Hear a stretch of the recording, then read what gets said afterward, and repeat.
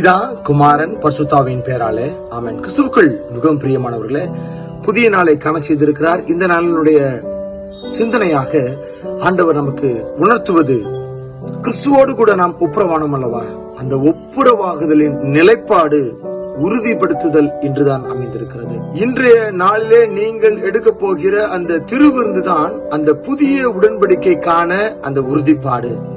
திருவிருந்திலே நாம் கலந்து கொள்வோமா? நாம் திருவிருந்திலே கலந்து கொள்கின்ற பொழுது பாவ மன்னிப்பு நமக்கு கிடைக்கிறது. அந்த புதிய உடன்படிக்கையிலே நாம் இணைந்து கொள்கிறோம்.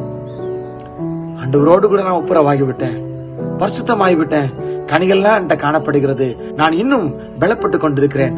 ஆண்டவரோடு கூட நான் புதிய உடன்படிக்கைக்குள்ளாக நான் இணைந்து விட்டேன். எல்லாரும் ஆமென் சொல்லாமா? ஆமென். நாம் கிறிஸ்துவுக்குள் முகம் பிரியமானவர்களே, இந்த புதிய உடன்படிக்கையில நீங்கள் இணைக்கின்ற பொழுது நீங்கள் மறுரூபம் அடைகிறீர்கள், ஆண்டவரோடு கூட இணைக்கப்படுகிறீர்கள், பரிசுத்தமாக்கப்படுகிறீர்கள், பலப்படுத்தப்படுகிறீர்கள், உற்சாகப்படுத்தப்படுகிறீர்கள்.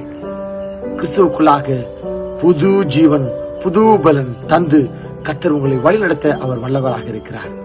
இந்த நாளிலே கட்டாயம் நீங்க என்ன செய்து விட வேண்டும்? திருவிருந்து நீங்க எடுத்து விட வேண்டும். இது புது உடன்படிக்கையின் அடையாளமாக இருக்கிறது. அவருடைய ரத்தத்தையும் அவருடைய சரீரத்தையும் நாம் பெறுகின்ற பொழுது நாம் அவருடைய புதிய உடன்படிக்கைக்குள்ளாக நாம் இணைக்கப்படுகிறோம்.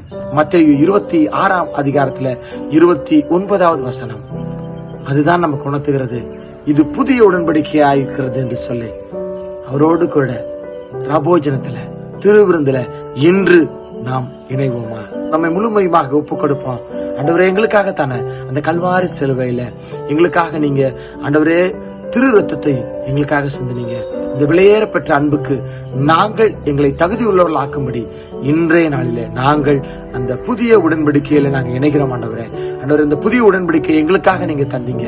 அந்த புதிய உடன்படிக்கையின்படி நாங்கள் இணைந்து நாங்கள் உம்மோடு கூட அந்த ஒப்புரவாக்குதலின் நிலைப்பாடை நாங்கள் பெற்றுக்கொள்ள ஆண்டவர் நம்மை அழைக்கிறார்.